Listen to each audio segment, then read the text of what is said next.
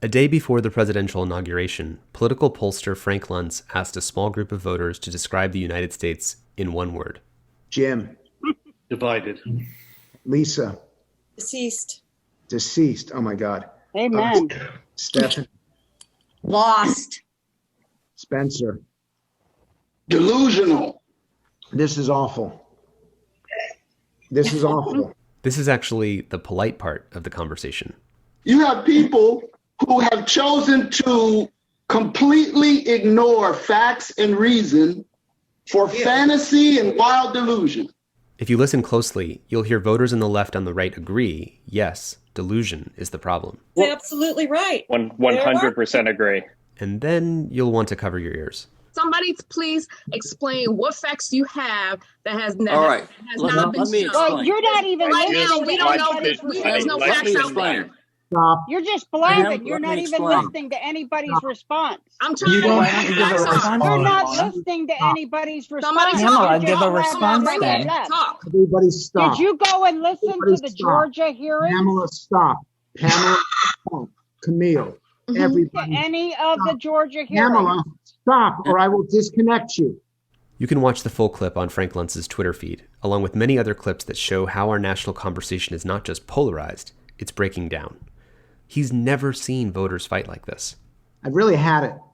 I've had it with how people behave towards each other. I've had it with the rudeness. I've had it with the yelling and the screaming. Why can't we have a normal conversation? You people dislike Congress because you said they don't get along. Well, you behave the same way they do. You do exactly what they do. Frank has been doing this for decades, and yet he's saying what so many of us are feeling. After 10 years of social media, spinning us through self-reinforcing cycles of outrage, how do we depolarize our conversations? How can we talk to each other? Today we have two guests on our show who prove that we can. I think a lot of people come at this work with the angle of how can we get everyone to agree? Can't we all just be centrists and develop the ultimate bipartisan compromise? That's Ciaran O'Connor of Braver Angels, an organization that convinces Democrats and Republicans to meet, but not necessarily in the middle. We sort of operate from a different perspective, which is that we need conflict. Conflict is natural. Conflict is going to arise regardless. But conflict can actually be a pathway to intimacy and connection rather than division if you have the right structure to bringing people together.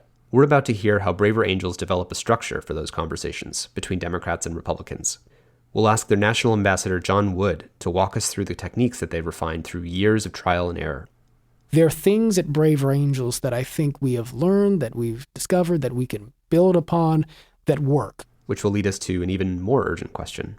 How do you scale that up and apply that to the digital space, given that that is the key battlefield, so to speak? And I'm hoping that we can help each other get a little bit of momentum on the answer to that question, man. So that's why I'm stoked to be here on the line with you. John is the national ambassador of Braver Angels. Ciaran is the chief marketing officer. Together, they've helped build an organization of 15,000 members who are fighting for a healthier conversation every day. Today on the show, we'll consider what Braver Angels has learned and what technology companies can do to scale it. Because this...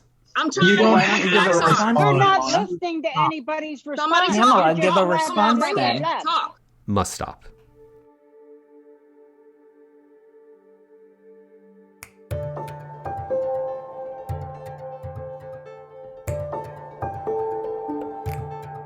I'm Tristan Harris, and this is Your Undivided Attention.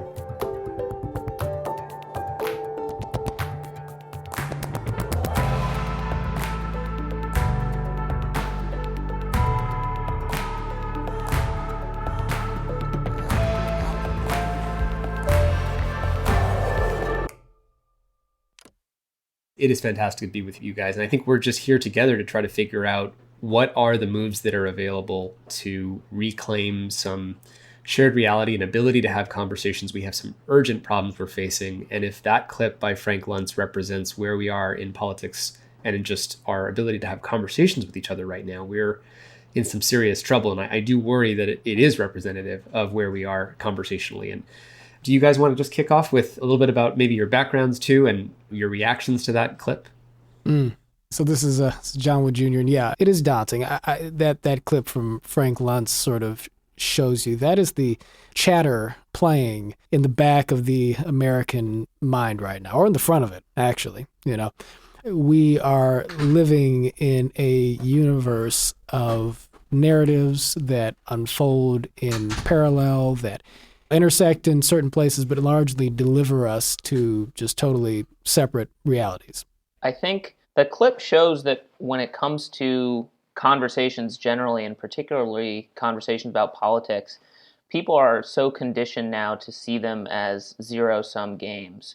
As soon as politics comes up in the conversation, you can feel your fists start to clench, your blood starts to boil, people get defensive and argumentative. They're not really listening to what people are saying, they're waiting to make their next point, they're talking past one another, they're mutually suspicious. And so at Braver Angels, we try to completely reframe that by first asking people to talk about their lived experiences. Because at the end of the day, it's a lot harder to invalidate someone's lived experience than it is to show them why they're wrong, why your source of news is better than theirs, why you have the facts and they don't.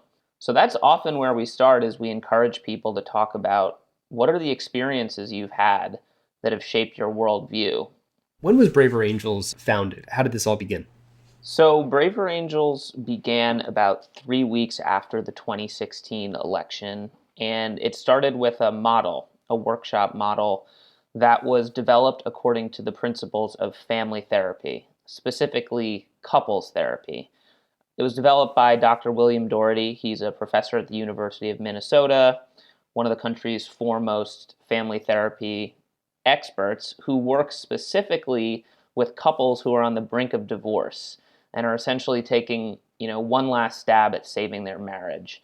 And so he's used techniques to help them build trust, better understand each other's perspectives, clarify disagreements, reduce stereotype thinking, and abandon certain expectations that people have going into conversations, namely that they're going to change the other person's mind, to sort of reframe the conversation as an opportunity to listen and learn rather than debate and declare. And so we did our first workshop 3 weeks after the 2016 election. We got together 10 folks who'd voted for Trump and 10 folks who'd voted for Clinton in a small Rust Belt town of South Lebanon, Ohio, for a weekend of intensive workshops. We can talk a little bit more about what those workshops look like, but they're designed toward helping people understand different perspectives and build the trust and relationships that then enable you to explore common ground in good faith. Lo and behold, it turned out that a lot of people in the workshop actually liked each other. We had one guy who was a hardcore Christian conservative, Tea Party guy, Trump supporter, former police officer. He was a red. We call folks who lean conservative reds. And then on the blue side, we had a guy named Kuyar. He's a Muslim, proud progressive Iranian immigrant. They came in super suspicious of one another. By the end of the workshop, they weren't necessarily any closer to agreement on big policy issues, but they had come to see each other as human beings and start to uncover the shared values that we do have. And so they became friends. They visited each other's places of worship. Greg went to Kuyar's mosque. Kuyar went to Greg's church. And from that workshop, we started doing more workshops, and we started planting the seeds for what would become Braver Angels alliances, essentially a roughly even number of liberals and conservatives in a community who continue to meet on an ongoing basis to try to build this citizens movement. And since that time, we've grown into the nation's largest grassroots organization that's working to bring red and blue together, and expanded our programming into debate, media, academia, politics. What we are exporting is more than merely techniques. It is culture, right? It is a sort of a civic culture that really sort of leans into what we refer to as this idea of patriotic empathy, this idea that your love for your country is captured in your concern for your neighbor.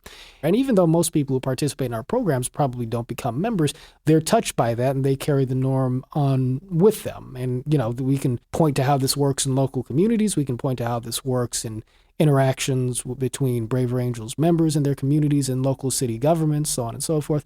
But it is not necessarily 100% clear how that translates into the digital space. And so that's part of where the attention needs to go. Right. I think the specific topic that brings us here today is not just helping us understand someone else's point of view. It's this broader thing of how do we construct a new shared reality from the distance that we're now caught in. I'm curious, actually, when you think about applying your process, if you were in the room with Frank Luntz and those voters who were totally missing each other, and that was a Zoom call in that case, do you have any kind of step-by-step process that you would run to depolarize that group? I think one thing that we do in our workshops is we sort of go in, at least with a red-blue workshop, and we presuppose the polarity that's already there. We're not saying let's all be purple. We understand there's reds and blues. And so one of the first exercises we have is what we call the stereotypes exercise. And we will actually divide the reds and blues into separate rooms. So in one room is just the reds, and then the other room is just the blues, and they each have a moderator. So the moderator will say to the reds, we want you to come up with a list of stereotypes that you feel liberals affix to you.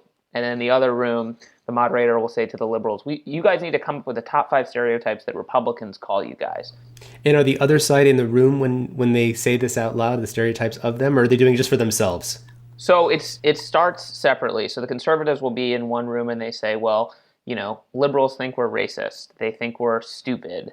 They think we're gun nuts. They think we're Bible thumpers. And they'll go through and sort of create a list. And for each stereotype, they'll discuss as an in-group why they think that stereotype is false or misleading or exaggerated, but also if there's a kernel of truth there. Meanwhile, you have the blues in the other room saying, well, conservatives think we're elitist. They think we're baby killers. They think we're tax and spend, want to give, handouts to everyone. And they will be going through and talking about why it's unfair, but also if there's a kernel of truth. Then we bring the two sides together and essentially have one member of each group present to the larger group. And then they'll have a discussion about what they learned. And what's interesting about this exercise is that it kind of gets like those nasty stereotypes that we all have out in the open, but rather getting it out of one side, saying it to the other side of like, you're a racist or you're a baby killer. It kind of comes organically from each side, and they get to see the other side sort of wrestle with the stereotypes and talk about, well, is there a kernel of truth? That's so brilliant. It reminds me of, I think one way that we become trustworthy to someone else is by being able to demonstrate before the other person even says what they think, that we can actually show understanding for what they're thinking. And if we can't do that, then imagine if someone apologizes, but they don't demonstrate that they understand the thing that the other person needs them to apologize for. It's not really a valid apology. Mm-hmm. And not that this is about, the situation you're talking about is about generating apologies, but it's about, I think, the showcasing that there's a self-understanding of those stereotypes. And like you're saying, takes the invisible dark matter that people wouldn't say ever and putting that at the center of the conversation, just to sort of get it out on the table. It must be so, like, what happens in the room after that moment? What's the change in room feel? It is really remarkable because it's almost like a collective exhale. And for the two groups to also see the other group kind of wrestling with the kernel of truth is really powerful. Because, Democrats will see Reds saying, well, it's incredibly unfair that we get labeled racist because we're conservative. But, there is maybe a kernel of truth that, like, white supremacist groups tend to vote Republican more than Democrat. Or, that's a simple example, but it shows the two sides seeing each other, in a richer and more comprehensive way, but also sees them evincing empathy and humility, not just sure-handedness and bad faith, which is how we've been conditioned to see the other side. So that's one exercise. The second one, and first I should say all credit goes to Bill Doherty. Yeah. our workshop designer. I did not come up with this, sitting in my apartment as much as I would have liked to. Bill is the guru. Yeah. And did this in his work come up from the discipline of marriage counseling? Is there similar parallel methods in kind of couples counseling where the person says, this is how I think I'm seen by the other side, and this is the partial truth in what that stereotype? Yes, exactly. And it's been amazing to watch him sort of translate couples therapy to politics, but it sort of works well if you think about it, because we're kind of on the brink of a civic divorce as a country, but we can't really get divorced. I mean, that would be essentially a civil war. And I think almost everyone can agree that we don't want to go down that path. And so the alternative is conversation, but productive conversation rather than counterproductive conversation, which can actually make people more dug in. The second exercise I can just talk about, and then John, I'll let you jump in too, is the fishbowl exercise. And that is designed to help the two sides get a better sense of the other side in their own words. So we would start, for example, with the conservatives sitting in a small circle in the middle of the room, and then the liberals sitting in a wider circle around, essentially looking into the fishbowl. And when the conservatives are in the middle of the room, only they can talk. So it's a moderator, and the conservatives are having a discussion with other conservatives. Maybe it's 30 minutes long. Meanwhile, the Democrats just know, they're just silent and taking notes. They don't have the pressure of having to respond. What this does is it lets the Democrats see the conservatives talking in their own language. And so we'll ask them, why do you identify as a conservative? Why do you believe that your side's policies and values are good for the country? You'll hear all kinds of different answers. You'll start to understand that it's not a stereotype, that it's not monolithic. We'll also ask them, well, do you have any reservations about your own side? And lo and behold, people have incredible reservations. Even hardcore Trump supporters will say, like, I think he can be a real jerk. I wish he wouldn't tweet so much. And so people start to see that more complex picture, and then we'll sort of do the same thing, flip sides. And then again, we bring everyone together to sort of discuss, what commonalities did you see and what did you learn? And this sort of, people can reflect back to one another. And through this process, you're also just kind of building that human element, right? When you hear a group of people talk amongst themselves for 30 minutes, people will laugh and people will smile, or you'll even see people grimacing when they see, a guy in the middle say something that they just think is crazy, but it's not in a direct confrontation where they're suddenly going to call them out. John, why don't you jump in and add a little spice and context to this?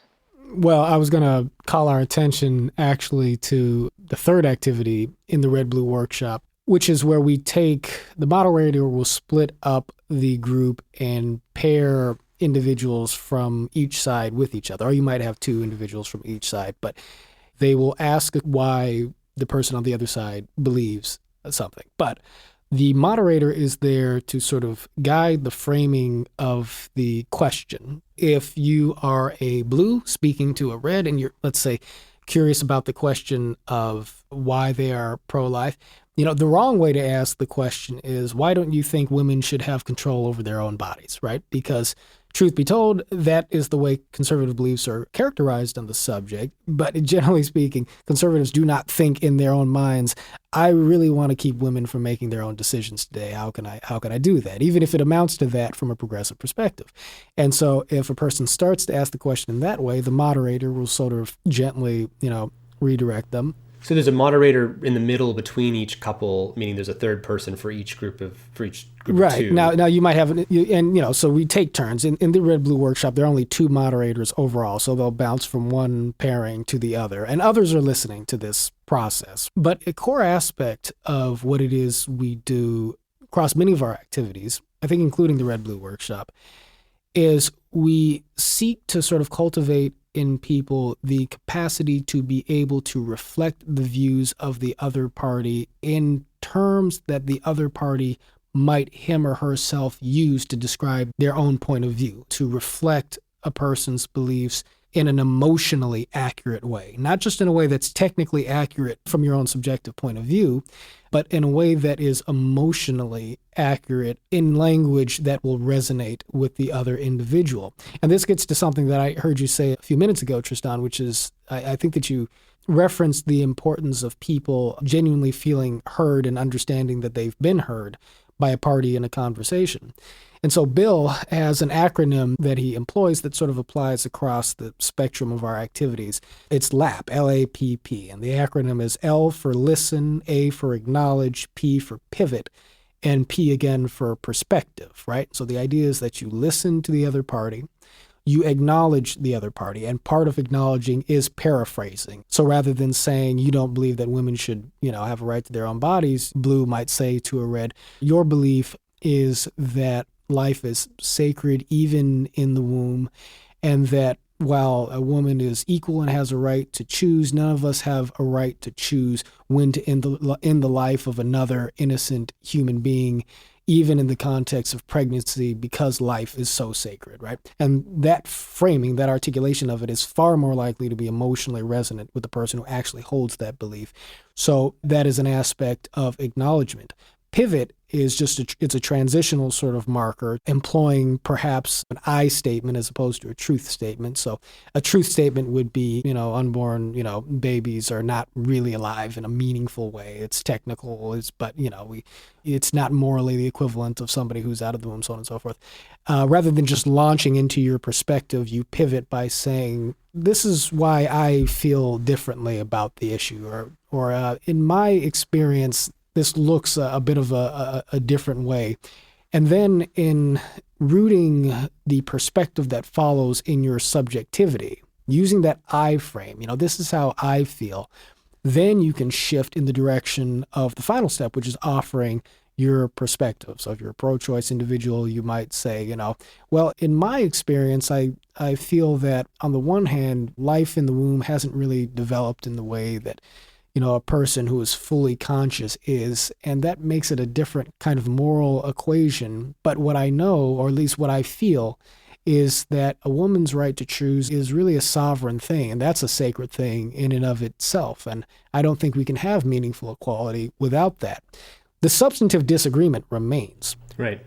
The disagreement hasn't disappeared. It's still restated, actually. Exactly. But it connects the value of sanctity on both sides. It does connect the value of sanctity on both sides, and it also does so in a way that, one, makes the other party feel heard, and in the pivot, you do so in a way where, employing that I statement, you insert a tone of humility there.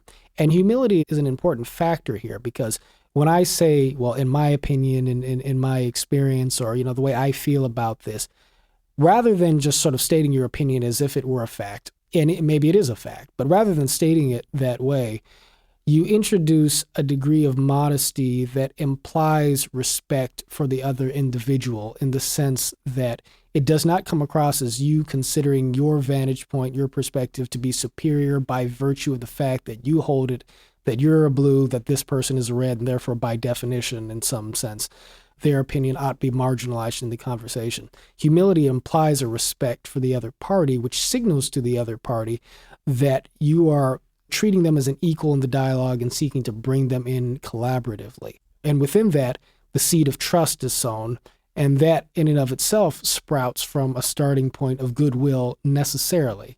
That part of it has to be there if you're going to pay them the respect of hearing them and presenting yourself in a humble fashion before them. And obviously, we've been working on the ground with real people face to face, and then since March, essentially exclusively on Zoom, which presents some challenges. You don't get the same level of intimacy that you might get in a face to face workshop, but it also has some distinct advantages. One, you can do really interesting geographical exposure. I can get a group of folks in wealthy suburban Massachusetts and a group of folks in a rural Louisiana parish, get them on Zoom for an hour. If I was going to do that in person, it would take lots of time and money. And then you also have some folks who just might not be comfortable going to something in person. They're more of a homebody. They can log on to Zoom. They can hide their video if they want. So the opportunities are there for scale. But the further you get from face-to-face, the further you even get from Zoom, once you, God forbid, get on Facebook, all those sort of structures and containers start to disintegrate. And I think that's kind of the nut that we're all trying to crack. It's interesting that as you had to bring it online, you're forced to ask this design question of what digital social spaces look like that are enabling of high trust. And then in our work at the Center for Humane Technology, we talk about how the existing digital spaces that we've had have never been for that, but we're kind of converging in the center where you're trying to bring something that works in the offline to the online digitally. We're sort of taking what we know wasn't working online and try to bend it towards, the kind of healthy debate. And we're sitting on the same design project really to figure out how do we do that. Well, one interesting thing that I think has worked to our advantage in bringing people into these online gatherings and preserving some real degree of sort of warmth and empathy and kind of relational texture in the context of these conversations and workshops has been the fact that we have built the membership organization. I think that we've probably had about 15,000 people or so who've paid dues to be members. Our programs have touched a much larger number of people. But in addition to that, we have about 70 local Braver Angels alliances in communities, ranging from, Los Angeles to Austin, Texas, to New York, to just about every other state. Some of them are campus-based and so forth. When we have gatherings online, there are frequently people who have sort of experienced being actively in community with each other for some period of time. And so other people who are coming into these spaces are oftentimes stepping into a communal environment where there is a certain normative culture already in place. Even if it's just sort of a workshop where all you have are, a couple of moderators who have done this together before, they themselves are carrying with them a culture of norms that is reinforced by a community. And that kind of social cross-pollination, I think, is powerful because what it means is that even though we're not able to sort of reach out and shake hands and hug and you're missing some of the kind of in-person elements, what there is an environment of sort of felt empathy, if you will. People are used to each other to some degree, and strangers coming into that space feel that. And just one thing I would add to that is that our work is very action-oriented. I think that a lot of times people online, when they're engaging in politics, it's a very consumptive experience. You're talking at or talking about people. You're not really talking with them. And you're consumed by this gnawing anger or sense of helplessness where you're just scrolling and you're just reading about the opposing team that's hurting you and your community, and your sense of community and even increasingly your sense of identity is not really formed around positive values, but is formed in opposition to another tribe. That's what unites your team, is that you all hate the other side.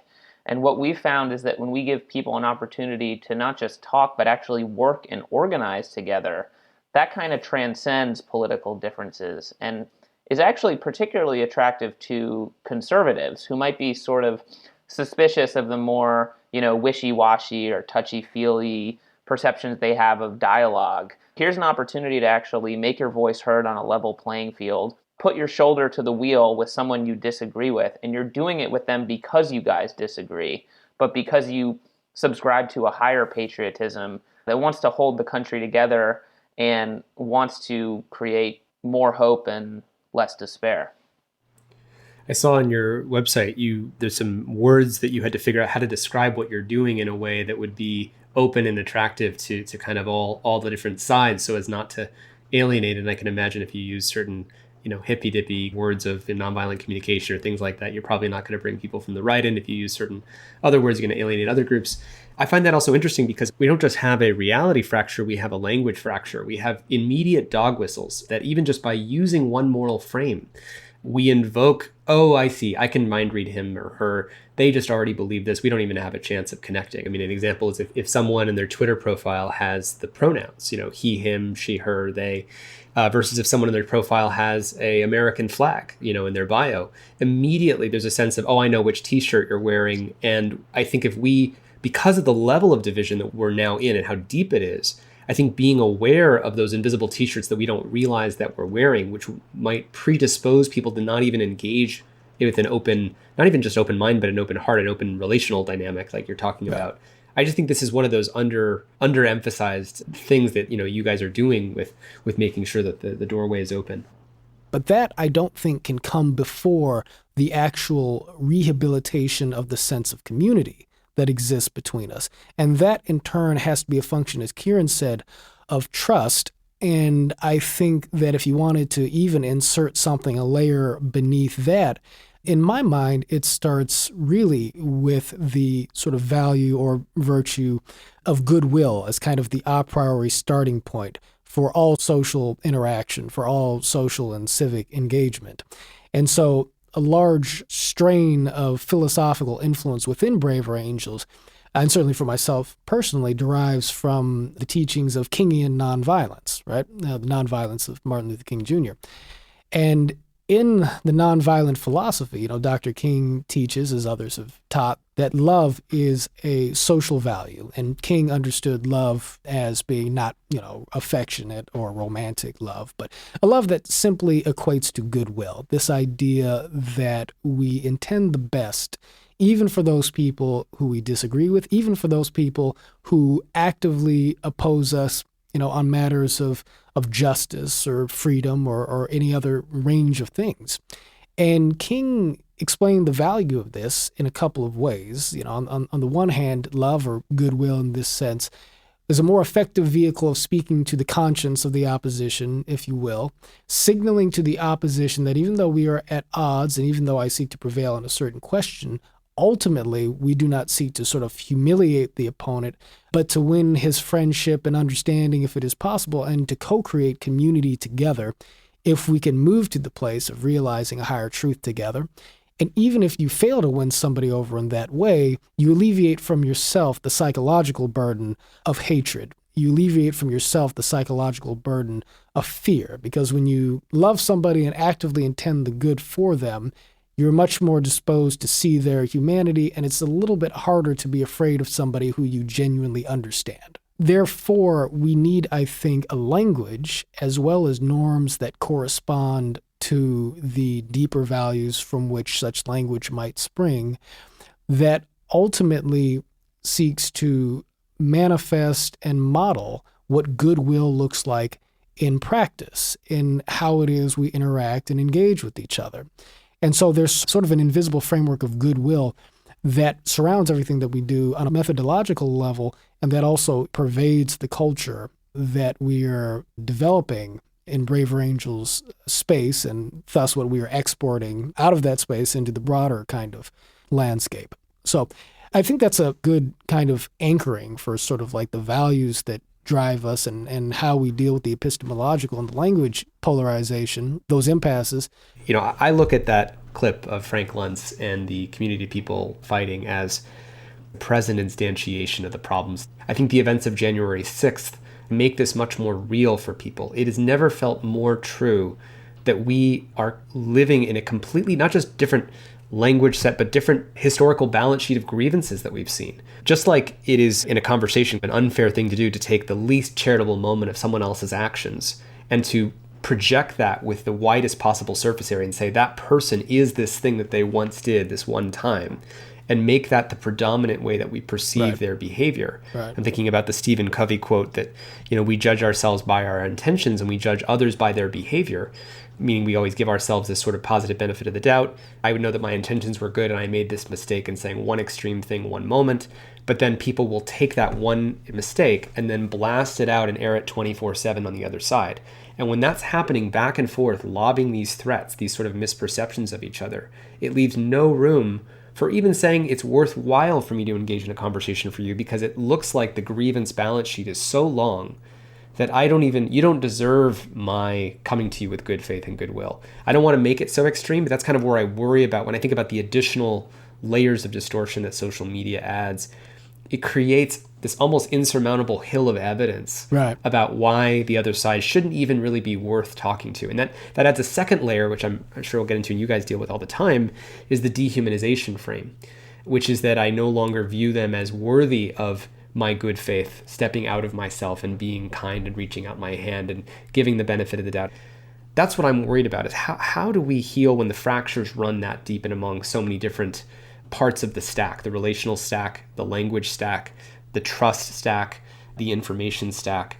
One thing to keep in mind is that oftentimes the disincentive for reaching out, or if you think about it like a battlefield where each side is in its own trench, being willing to try to cross the minefields, the disincentives often come from your own tribe, much more so than the other side. And so people are less worried about, someone I disagree with is going to call me a bad name, but someone in my tribe is going to call me a sellout, right, or going to accuse me of abandoning my values, because there's this perception on both sides that even engaging with another perspective is somehow akin to surrendering your own perspective. And that's why we emphasize goodwill, but we also emphasize courage and bravery, not just to withstand the vitriol that you're going to get from people who see things differently, but to withstand the judgment that you're going to get from people who are going to accuse you of deviating from tribal orthodoxy.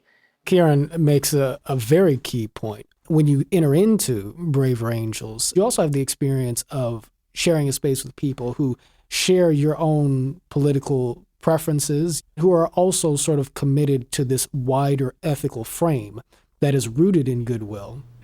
Meaning you're seeing your own tribe committed to the openness to the other side, yes, versus that what you were saying, Ciaran, about feeling like my tribe is about to expel me for even reaching my hand out. Precisely. And so, if I'm going to try and riff a little bit here, you're probably roughly familiar with Maslow's hierarchy of needs. I have a friend, George Halverson, who's the founder of Kaiser Permanente and the president of the Intergroup Institute. He's got a very similar period which works on the group level. It's 6 triggers for intergroup alignment. And at the bottom of that is survival. A level up from that is sort of common enemy.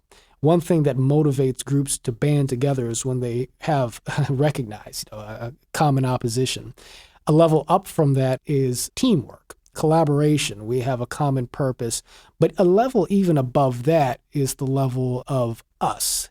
Not just collaborating towards a shared functional end, but actually being possessed of an overarching, mutually sort of shared identity within which we have a felt connection to one another that goes beyond, shared strategic ends. And then at the top of that pyramid, there's sort of collective adherence to a shared mission, a shared vision. One thing that occurs to me is that on Twitter, you have the little heart icon, right? A lot of times I will feel a sort of uncertainty when I go to hit the like button sometimes, because there's always this question of what does it mean to like a comment, right? Because it could mean a couple of different things. Am I signaling agreement, or am I signaling basically goodwill, right? A lot of times I'm tempted to like a comment that somebody might put on a post of mine, not so much because I agree with it. Sometimes it can just be way out of left field on the substance, but I will see that, but this person is coming in the right spirit. And sometimes I might follow that up with a comment that sort of reveals that, I'm not totally with you in what you're saying, but I get where you're coming from. And one particular question I had for you, it's just a detailed question. Is it possible to have an algorithm that functions in a way that takes inventory of what your sort of starting preferences are, and then returns you results that might broaden your perspective, that would make us better people and give us clearer windows into one another? So a few things come to mind. I mean, in general, what I hear you saying is, can we run experiments about and explore the design space of alternative feedback and cultural norms that can be almost read-write, as opposed to this kind of game of who can get their viral content to go the furthest, which is kind of the invisible game of Facebook and Twitter, right. Is playing the fame lottery, the virality lottery. Obviously, not everyone's playing that game, but that's kind of the broader construction, especially of the kind of Twitter-focused game. You made me think of a few different things. So one is, the feature on Slack where you get to actually pick the emoji that you want to pile on to someone, and then it creates a kind of a counter, right? That's kind of one variation of what you're talking about, right? Where essentially, imagine there's something that's kind of a thank you button. So it's a kind of thank you for that thought. And I think this actually happens in kind of group dynamics, right? Like people say, oh, when someone says something that you agree with, can you put your hands up and do a little jazz hands or something like that, right? That's almost like a emoji that we're inventing in real time, saying, hey, in this social dynamic, in this social space, are there new signals in a culture we can adopt that signals the things that we care about? And can we remake the meaning of those signals and those icons and those gestures so that they actually construct the culture that we're looking for? And overall, what I hear you saying Jazz hands is a huge part of what we do programmatically. Shout out to April Lawson, who brought that into the mix. Yeah. Yeah. I mean, in general, also part of what I hear you exploring is we're not just looking for a new feature or a tweak. We're looking for something that is creating virtuous cycles where the more people contribute, the more cohesion there is, the better ideas they're shared there is, the more gratitude there is, the more dignity is spread around, the more of the Maslow's hierarchy or that group hierarchy you're talking about is satisfied and fulfilled. Which actually relates to another thing I was thinking about, which is that one of the earlier podcast episodes we did was with Eli Pariser, who wrote the book Filter Bubble. And we talked about when you're healing divides, really should we trying to help people have positive political conversations at all? Or should we just be doing things together? Should we be playing sports together? Should we be playing games together? I want to see, what if President Biden came out and said, you know what, instead of my plan to fix social media, I've got a new executive order that's going to have everyone in Congress play football games together. And, we're going to be rooting for Mitch as he's running down the football field. We're going to put helmets on, and we don't know who's who, and we don't know who's on whose team. So we just feel good about that person who's, jogging down is almost going to make the touchdown. And we're suddenly rooting for people because we pivot the entire framework from which we're seeing them. The whole point there is the same thing you're saying, which is how do we change the game? How do we change the script that we're operating in? So Slack comes to mind when you talked earlier about, hey, could it capture my preferences and of what I'm currently looking at, the kind of information I'm getting, and then feed me things that broaden that perspective? Well, there's something right now called ground news that's getting more popularity. And ground news, what it does is, depending on which side of the political aisle you tend to get your news from, it actually tracks in the broader ecosystem the news that doesn't make it, if you're on the left, into the left ecosystem. Right. So it's not just right-leaning news, it's the stuff that's kind of in the blind spot of the left ecosystem more broadly. And then if you're on the right, it tends to track the blind spot of things that are, things that are blind spot on the right. And I think that's an interesting framework of, and you're kind of asking about what is humane technology. In general, the project of humane technology is, we obviously as technologists have very little problem building more and more sophisticated tech. But what we need to do is get good at the project of getting more and more sophisticated about human nature. And it's usually by investigating the human weaknesses and the kind of human vulnerabilities, the things that we're not aware of in ourselves, and working with them in a productive way, as opposed to a maladaptive way, identifying them and then figuring out how to lead to better outcomes. That's kind of the project of humane technology. Essentially, it's the insight that our attention is indiscriminate to what we have agency over. In the savannah, 50,000 years ago, everything you put your attention on, that rock, that lion, you can kill that lion, you can throw that rock.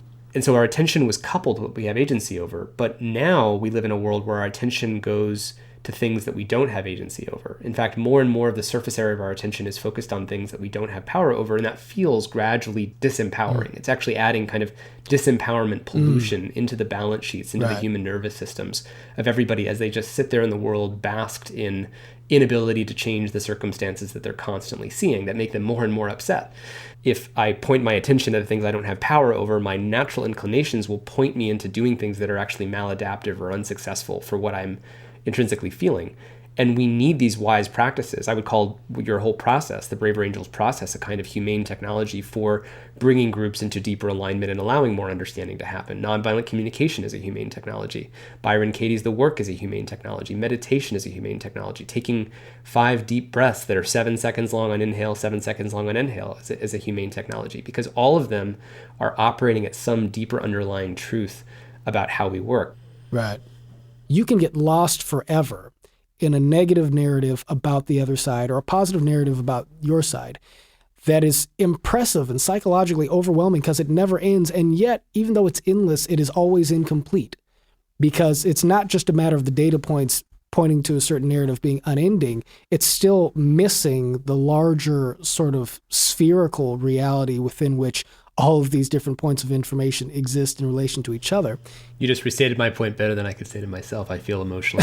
There you go. But take that point and put it in parallel with what Ciaran was just laying out, which is sort of all the dynamics of our workshop and the different facets of human communication and sort of psychological and emotional revealing that take place over the course of a single workshop. We get to hear people sort of emotionally reveal in a vulnerable way, feel about the stereotypes that are hurled at them. We get to hear people reflect in an honest way about the ways in which they can improve. We get to observe people's initial emotional triggers and characterizing other people's viewpoints, but then how they engage their listening function to be able to shift that in a way that activates empathy and demonstrates the fact that they're listening. There are all sorts of pieces that go with that. How do we fit those higher aspirations into containers that can either scale or the impact of which can scale, even if you can't bring everybody into something quite so structured? Well, one thing that was emerging there for me, which is exciting and could maybe inform thinking about designing a digital space, is the notion of empowerment. Because people do feel so powerless. And what's really incredible when you go through one of these workshops is how empowering it feels to be able to reach someone. And ironically, if you're an activist and your goal is to persuade somebody and get them to agree with you, this is actually a lot more effective than trying to dunk on them on Twitter. I think there's this fear among people that, paraphrasing someone and acknowledging what they're saying is somehow ceding ground. But if you actually want to reach people, it's very empowering. And that's where kind of the gamification aspect comes in, because what if the sort of the goal of the game is to reach this higher place, and the way that you do it is going through this framework, and you can kind of almost do like a bait and switch where you're kind of like drawing in people who are polarized and who want to go through the game because they want to learn how to win and learn how to get people to agree or even dominate. But then they're actually going through this sort of more transformative, transcendent depolarization experience where even if you disagree with somebody on 90% of issues, if you are able to get to the top of that pyramid, that's where you can work together on that 10%, and that's where you feel empowered, which is the opposite of how people feel now, which I think is helpless. Mm-hmm. Yeah. Yeah, I think that, if I go back to the 20-year-old version of myself as someone who is optimistic about technology and how do we scale these good things that exist in the world, what I imagine many of us are feeling here is if the process that you're talking about really works so well, if it does unlock so much, can you imagine a world in which the kind of basic premise of what your experience on a Twitter or a Facebook would be like on a daily basis was something like this, where you get to hear people who you think you have no common ground with that can't ever reach, start by talking about the stereotypes of them and what the partial truths of those things are, and just replicate this entire thing in a digital space. And if that was simply scaled up, imagine every sort of online Twitter fight had a doorway inviting you. Would you, if you would like to, if you've got 30 minutes, I don't know how long, the process takes longer, I imagine, but basically an invitation into a doorway being like, would you like to enter into a pool that is a matching system where you're going to have a conversation in the following format. And if you have an hour, here's an interesting space you can move into. And it's, one of the things our digital spaces lack are these sort of different rooms for different purposes. We don't just have this one big national global public square. We've never had that before. It's not really a thing. We need structure, we need process, but we really don't have any mechanism for that. And so what I first hear you saying is, let's imagine we take the sequence of this process that apparently works so well, and what would it look like to actually have these services implemented. Now, one thought that comes to mind is, first of all, critics will say that's techno-utopian, that's what got us here. I think we can excuse that one for a second. The second one is people will say, well, then people won't use the services because Facebook or Twitter, if they were to radically change what their services were about, from optimizing the lower levels of this sort of status hierarchy, survival, anger, tribe, outrage, giving me status and I'm better than you and I got more likes now and I'm more famous and look, my follower count went up. That entire construct, the business model is essentially preying on pulling us down into those lower level parts of ourselves. And that's why we always talk about the business model being so problematic, because so much is based on it.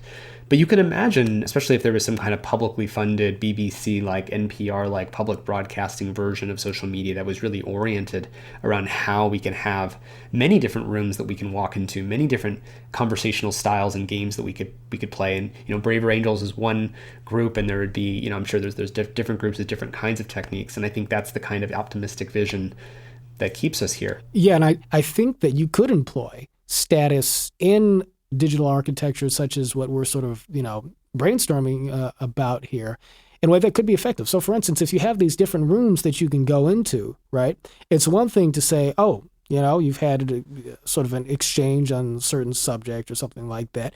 Do you want to go into this room for 30 minutes? Well, I mean, that might sound like homework for most of us, unless we were able to sort of look at like a list of friends, connections, and maybe followers, people we admire, people we like, people we respect, influencers, and so forth. And if I look at a box and it says, oh, Tristan Harris is in this room right now or something, I might say to myself, oh, Tristan is in there. Okay, well, he's having a conversation.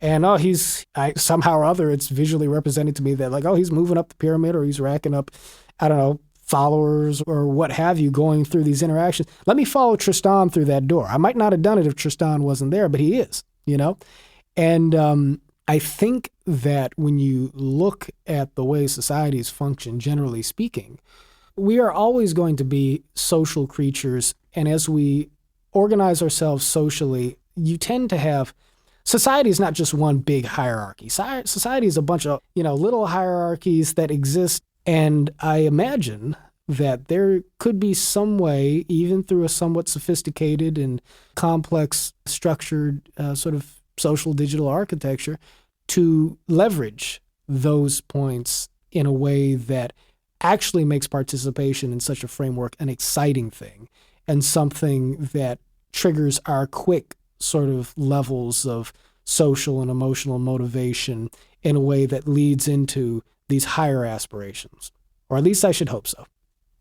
I think that's definitely the goal. And I think, like you're saying, I think oftentimes, especially in a sort of a post-Nietzsche, God is dead, secular era view of these things, where we're too quick to try to rid ourselves or eliminate these lower level parts of ourselves. I don't want to call them lower level, just right. These intrinsic parts of ourselves. When we see ourselves as social primates and we see tribalism, I think oftentimes we think the answer is no tribalism, as opposed to no, the answer is healthy tribalism that benefits the whole. The answer is not to have no social status. Social status is very intrinsic to how we organize human societies, but can we have social status accrue to the values that we care about, as opposed to fame or influence, which is the current attention economy, social media currency of social status. We can switch that to, as we've mentioned other times on our podcast before, Change My View, which is a Reddit channel dedicated to changing people's minds. And you accrued social status based on your points over time that you gained by changing other people's minds, by demonstrating that you were a good facilitator.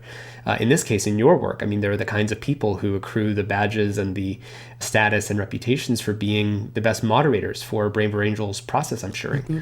I was just curious, how, when you think of where we are now, is your work getting harder over time because we're losing trust and goodwill? Well, I can only speak for myself. I feel optimistic and hopeful, but also daunted, because it's clear that the headwinds are incredibly stiff, the obstacles are incredibly high. But I think what's changing in our favor is that the appetite is growing across the ideological spectrum for what we're doing. There's an existing baseline appetite for connection and community and meaning. And there's all sorts of studies showing that people's levels of those things are declining. I mean, you see it in levels of anxiety and depression. So the appetite is there, and we don't have to convince anyone that this is a problem. The key is scaling. The key is building the pipeline and growing the movement. And we've done it in a very decentralized way.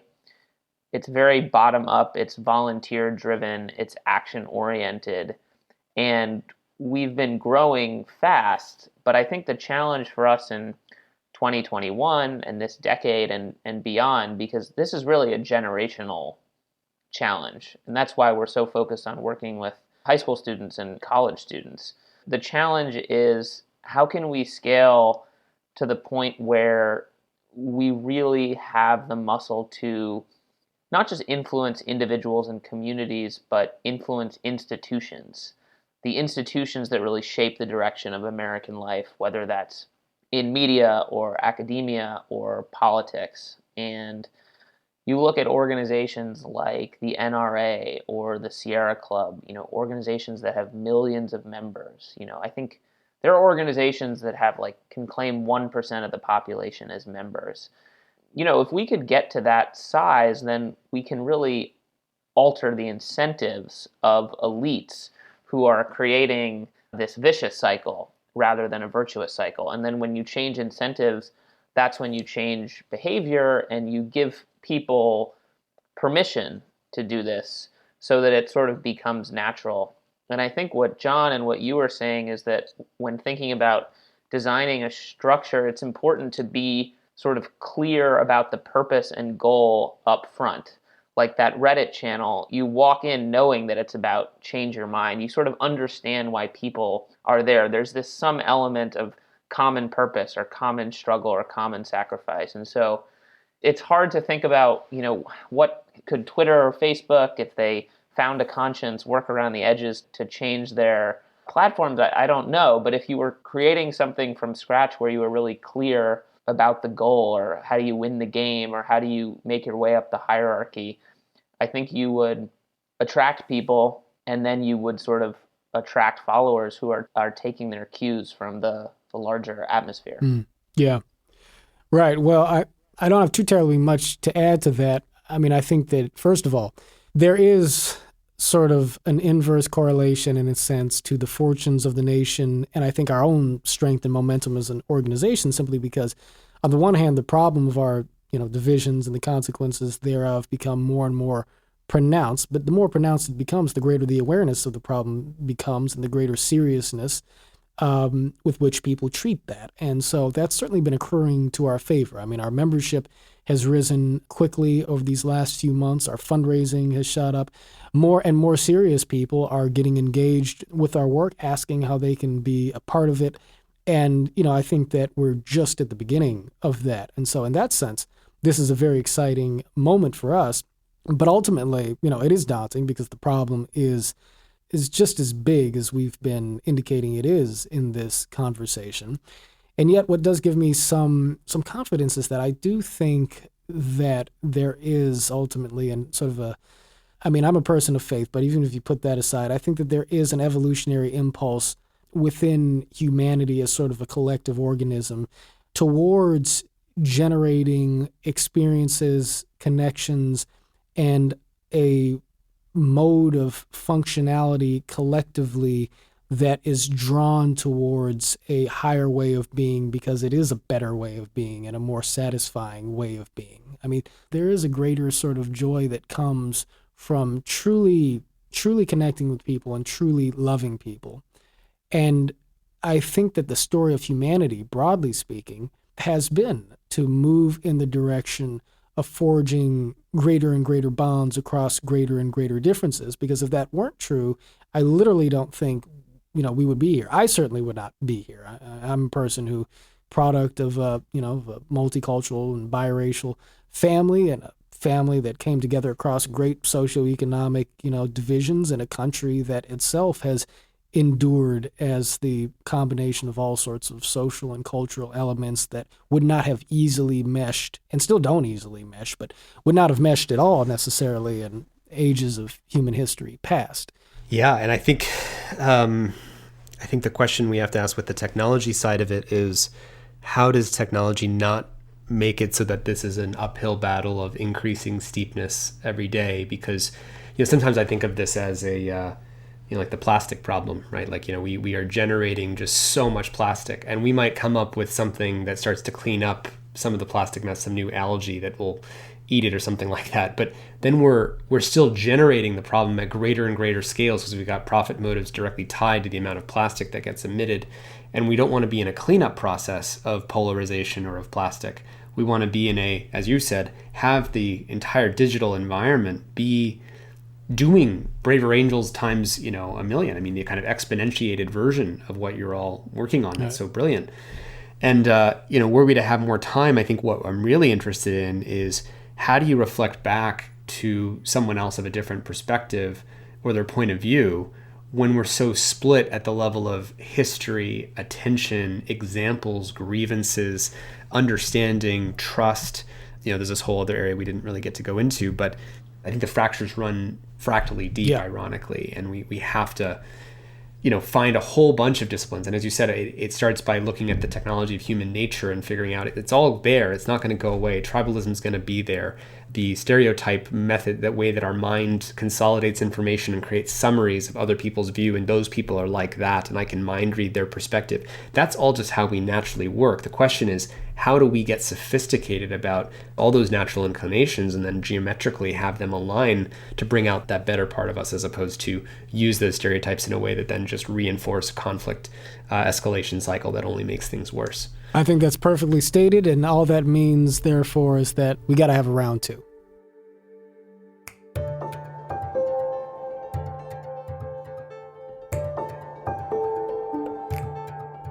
Your Undivided Attention is produced by the Center for Humane Technology. Our executive producer is Dan Kedmi, and our associate producer is Natalie Jones. Noor Al-Samurai helped with the fact-checking. Original music and sound design by Ryan and Hayes Holiday. And a special thanks to the whole Center for Humane Technology team for making this podcast possible. A very special thanks goes to our generous lead supporters of the Center for Humane Technology, including the Omidyar Network, Craig Newmark Philanthropies, Vol Foundation, and the Patrick J. McGovern Foundation, among many others.